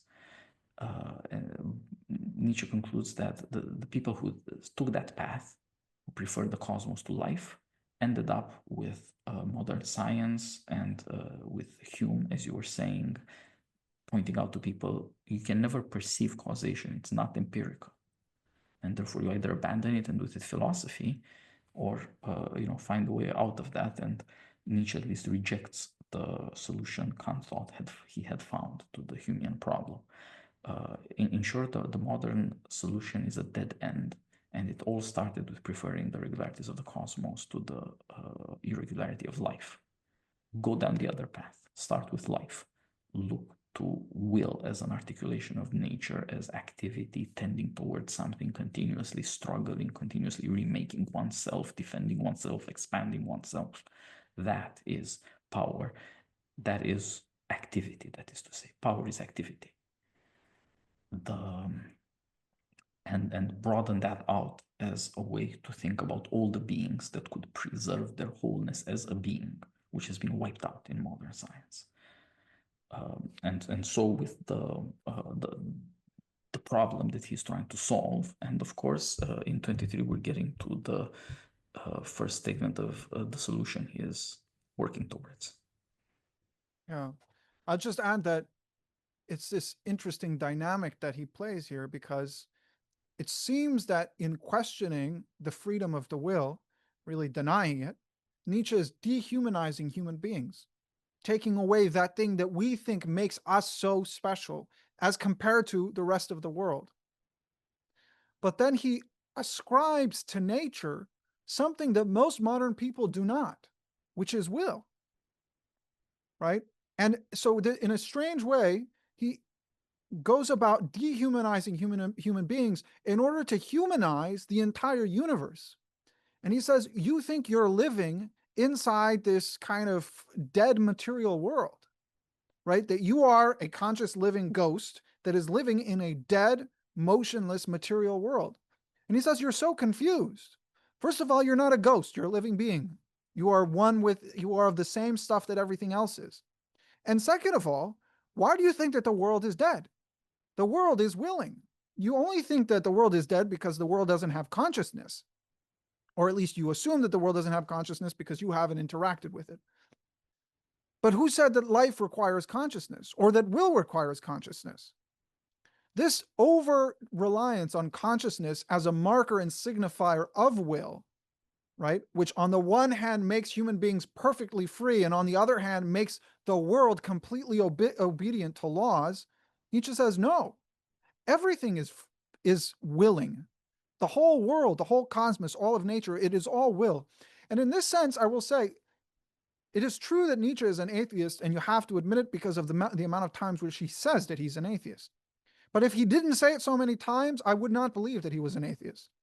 And he's certainly not an atheist in the sense of this kind of materialist determinism, that there is no will in nature, that there is no motion that is being propelled by something towards something.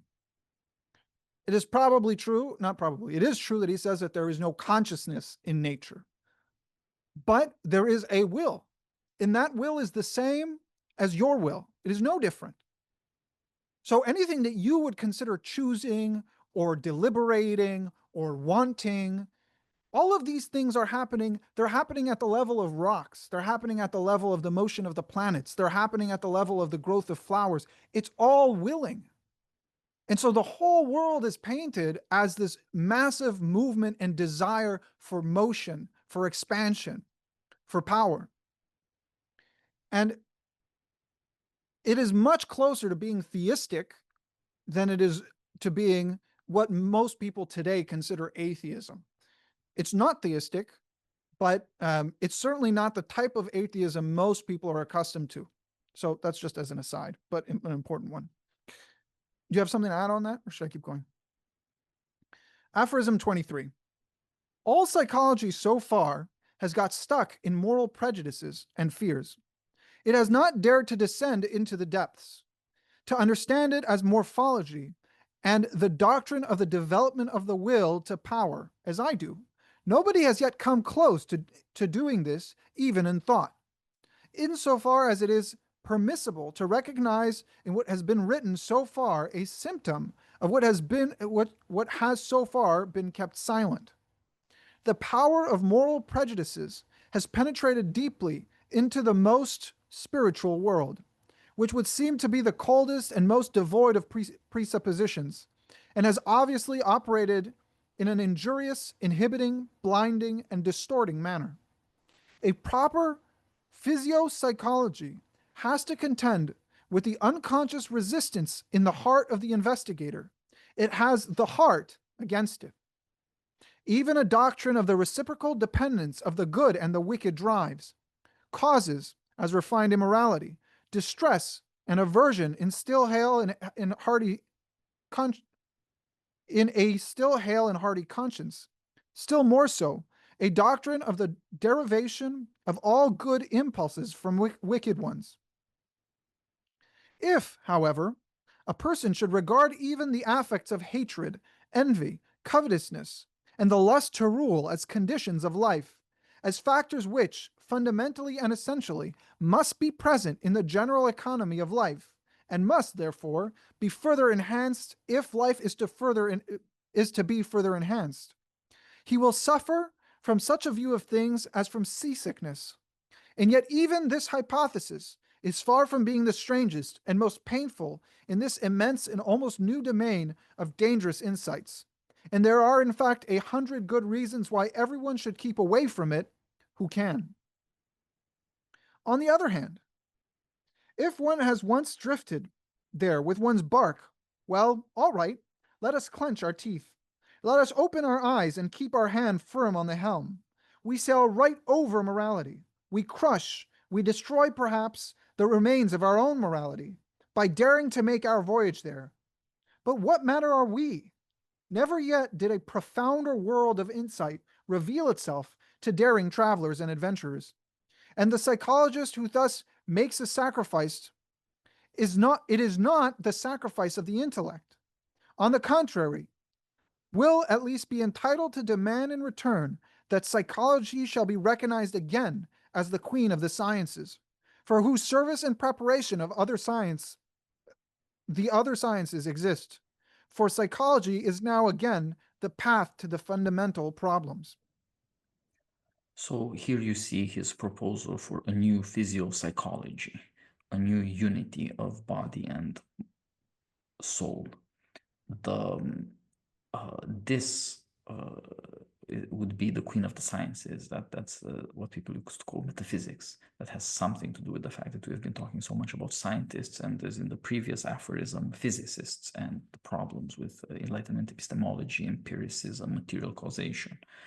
But of course, it's you could also think of the queen of the sciences as political philosophy, since that is primarily the tradition we have inherited that starts with things like Plato's Republic, Aristotle's Politics, and any number of things like that. And of course, the modern philosopher's Locke is more famous still as a political philosopher than as an epistemologist or anything else. So this might make more sense than it immediately appears. Now, of course, the psychology did emerge as perhaps the great science of the 20th century, but with a great Nietzschean influence. But in a way, Nietzsche, of course, would have rejected. And his rejection, I think, is marked by this particular issue. He does not wish to sacrifice the intellect.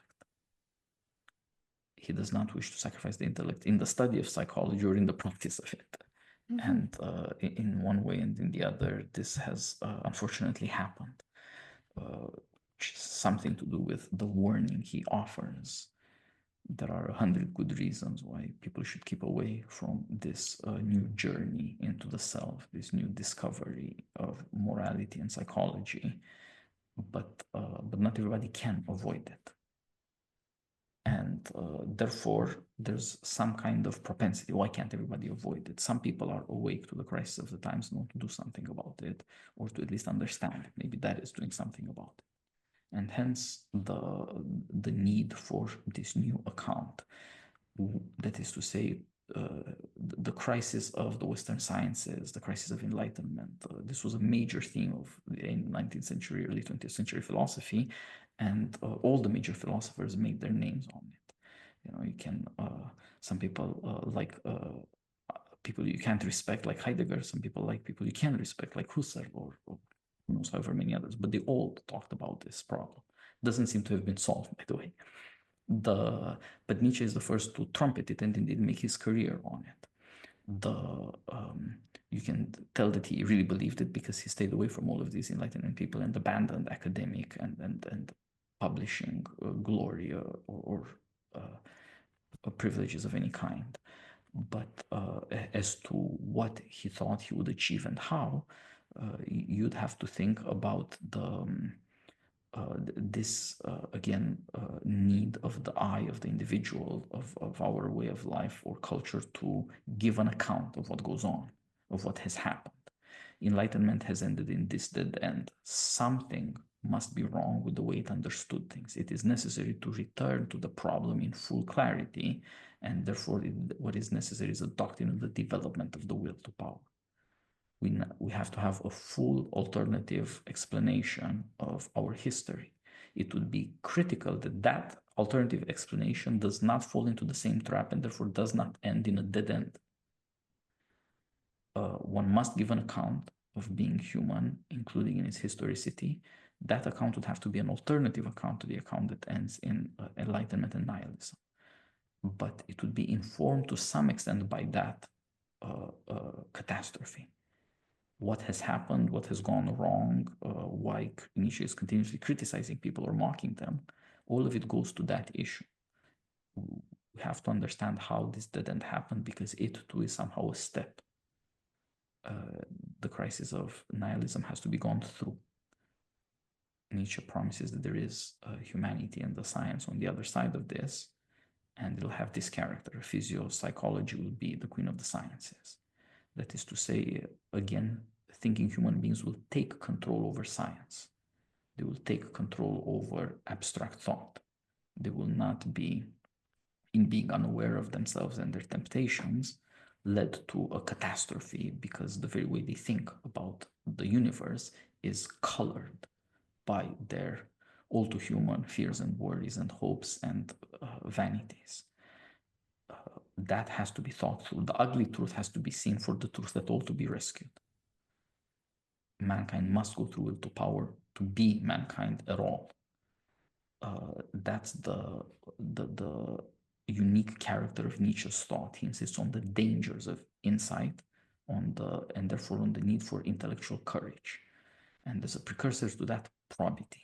It's necessary to admit the ugly truth, to experience it, to go through it, even with the suffering it involves, as he says in this aphorism. There is much shock to go through to undo the effect of these thoughts on our way of life. And in a certain sense, to be a scientist now means to have the heart against yourself. To some extent, you are yourself a creature of these times, and there will be something heartbreaking in having to abandon so much of the certainties and of the good conscience one had by the opposition of good and bad consciences. But this sacrifice will offer something else, as I keep returning to this, Nietzsche's great attempt to restore unity. On the one hand, there's a great problem in denying the difference between good and evil. On the other hand, by deriving good from evil in a causal way, it is possible again to restore the unity of human being. Instead of an inexplicable duality, we will have again a unity you can work with for all of its complexity. That is the promise. Hence the notion that this will be a dangerous adventure. In abandoning these kinds of signposts, it's no longer clear in what cases you'll feel good about yourself as a thinker. It's not clear how any longer you can justify the activity of thinking. There is some inkling of what he says in the promise. The conclusion of the chapter and the aphorism is, for psychology is now again the path to the fundamental problems. A psychology is a path. It's not the same thing as an achievement, although to achieve this much is already a great achievement. But secondarily, the path already has the character of some of the achievement in this way. What is being recovered or is gained again by this path is the fundamental problems. That is to say, not the fundamental solution. Enlightenment in the Nietzschean analysis is a moralism. Like all moralisms, has to be abandoned because it promised a fundamental solution that led mankind into this catastrophe. There was a time when it led to great achievements, and that somehow must be preserved. But then it led to a great catastrophe, and that must be averted.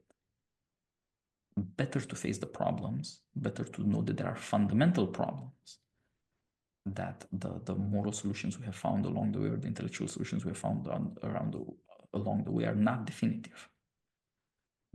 Better that than some kind of self-destruction. Whether vanity or self-loathing would be the cause of self-destruction, as he had said before, is not that important. What is important is to avoid the self-destruction of mankind. And that requires thinking again in terms of problems. That shows something about the somewhat painful education, but also playful education Nietzsche offers. He raises questions, he raises doubts, he attacks people's certainties and doesn't offer certainties of his own in return. That is the point. He wishes to educate people to think again by showing them that there are problems and by showing them where the problems arise, where the problems come from, how they must be articulated, and how do you begin to grope your way to some kind of solution, or at least full clarity about what the problem is that you're actually facing. And so by the end of the chapter, he has given at least some evidence of this path and a vision of where it leads ahead, and some justification for his way of philosophizing or educating. And he says that psychology will be the queen of the sciences again, as it's a kind of return to something older that used to exist. He's very fond of referencing the inscription on the oracle at Delphi, know thyself. And he does it on multiple occasions. And psychology, thus understood, it means an exploration of what it means to be human. Who are we as human beings?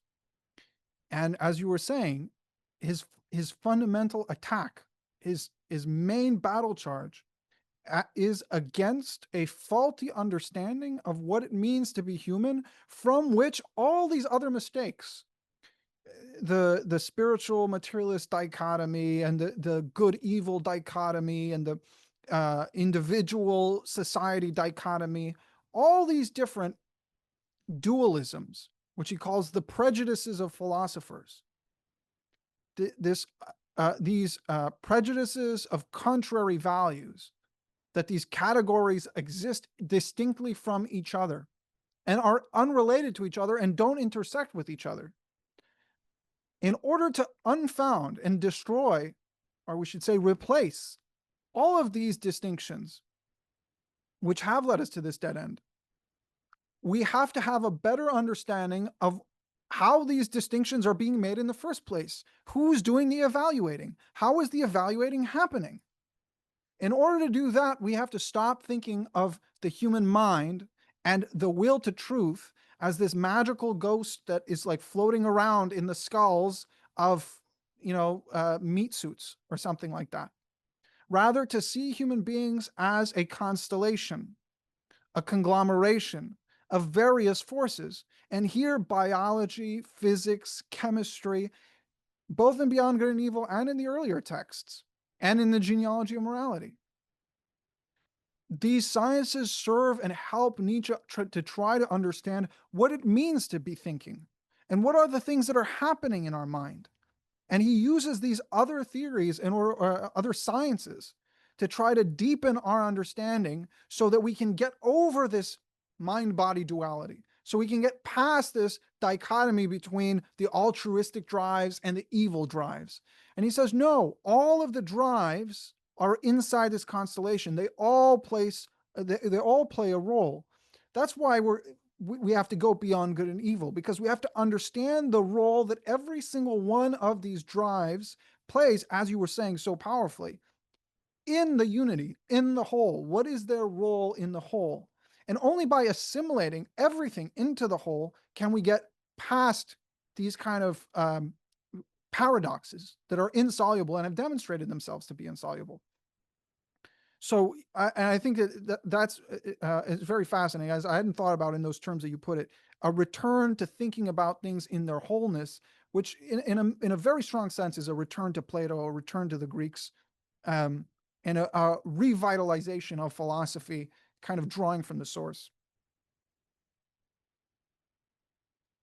Yeah, I think that's exactly right. And it is the constant in Nietzsche's career that he always goes back to Plato to pick a quarrel. Turns out that that's where the source is, and it has to be recovered. And that again suggests that something of nature, something of soul persists. It's possible to understand what Plato was struggling with, even if you think he got it wrong.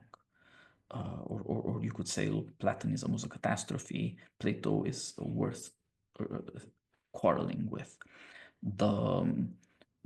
That suggests an awareness. Again, if it sounds like bad news, the fundamental things are problems, but it could also be good news, like the notion of a return. We're not entirely blind or lost. It's not all been for nothing, which is the fear people can come to, a kind of hatred of reason. We've thought our way into this, and look at what it got us.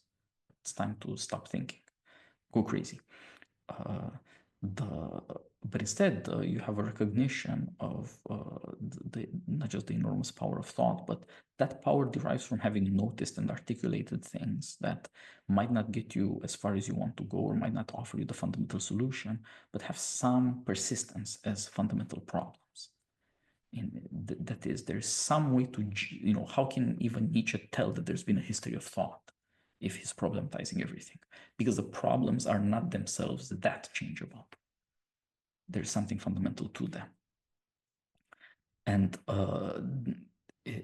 hence the danger of thought. You're taking away from people certainties, but also the assurance it offers. It forces you to look not at the certainties people come up with, but why they even had need of them in the first place. return to more fundamental experiences which are problematic but indelible. Behind all of those answers, there must be questions. Behind all of those teachings, there must have once been doubts, question marks. Recover that. And now you are on the way to being human again. And so with our first chapter, The Prejudices of the Philosophers, and the mostly destructive work Nietzsche does, we will soon turn to the second chapter, The Free Spirit, and therefore a certain kind of way of being, an ethics or a style that can see man through this period that is a transitional period that will lead to some other future announced but not described in the subtitle. All right, Hadar, I'm glad that we have completed this section. So we have arrived at some conclusions, if preliminary, and followed our mode of interpretation this far with some results to show for it, and therefore to lead us to the next section. It's been great doing this, and let's get to chapter 2 soon. My pleasure. I'll see you soon.